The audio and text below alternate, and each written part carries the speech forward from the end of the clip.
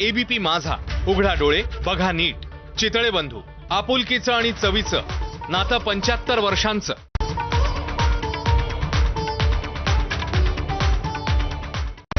Headlines brought to you by Chitale बंधू.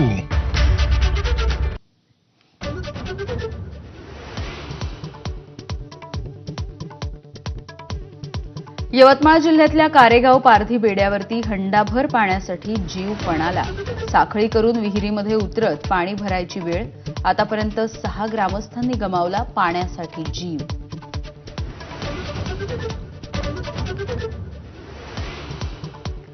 बीडच्या गहिनीनाथ गडाच्या नारळी सप्ताहाच्या निमित्तानं फडणवीस उपस्थित राहणार, तर मंत्री पंकजा मुंडे आणि सुरेश धस एकाच मंचावर येणार. सुरेश धस यांच्या मतदारसंघामधल्या कार्यक्रमामध्ये हजेरी.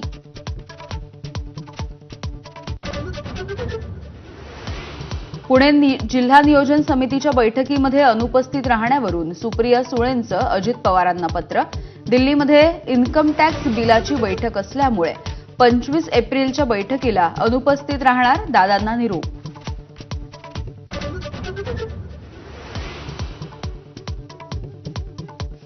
निधी वाटपावरून महायुतीमध्ये पुन्हा एकदा मोठा तणाव. भाजपच्या राज्यमंत्री मेघना बोर्डीकरांनी अतुल सावेंना पत्र लिहत मंजूर केलेली कामं रद्द करण्याची केली मागणी.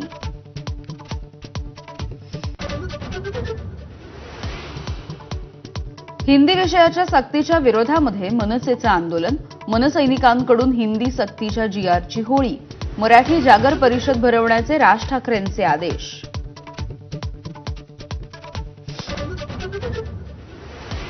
राज्यामध्ये विकास कामांसाठी 5 लाख झाडांची कत्तल होणार, आदित्य ठाकरेंचा आरोप. भाजप महाराष्ट्राचं वाळवंट करणार अशी ही टीका. मुंबईमध्ये पाण्यासाठीची आंदोलनं सुरूच ठेवण्याचा इशारा.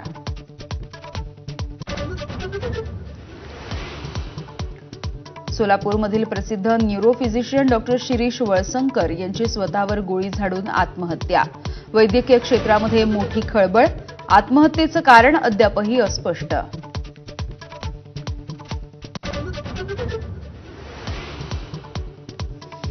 पंजाब नॅशनल बँक कर्ज घोटाळ्याशी संबंधित मेहुल चोक्सी भारतीय आहे का? उच्च न्यायालयाची ईडीला विचारणा. भूमिका स्पष्ट करण्याचे उच्च न्यायालयाचे आदेश.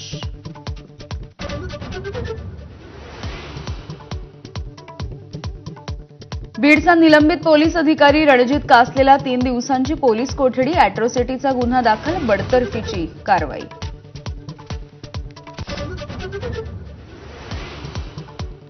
तनिषा भिसे मृत्यू प्रकरणी दीनानाथ मंगेशकर रुग्णालय आणि डॉक्टर सुश्रुत घैसास यांची काय भूमिका होती ते स्पष्ट करा.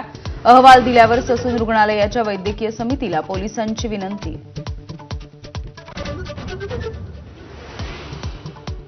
हवामान बदलांमुळे देशातील साखर उत्पादनामध्ये मोठी घट. उत्पादन हेक्टरी 85 ते 88 टनांवरून थेट 61 टनांवर. कारखानदारीला 24,000 कोटींचा फटका.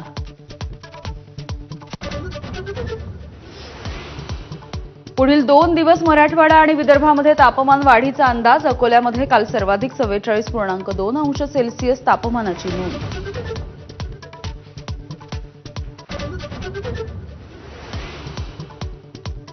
आणि पंजाब किंग्सकडून आरसीबीचा घरच्या मैदानावरती पराभव. पहिल्यांदा गोलंदाजी करताना पंजाबनं आरसीबीला अवघ्या 75 धावांमध्ये रोखलं. या विजयासोबतच पंजाबची गुणतालिकेमध्ये 2ऱ्या क्रमांकावरती झेप. Headlines brought to you by Chitale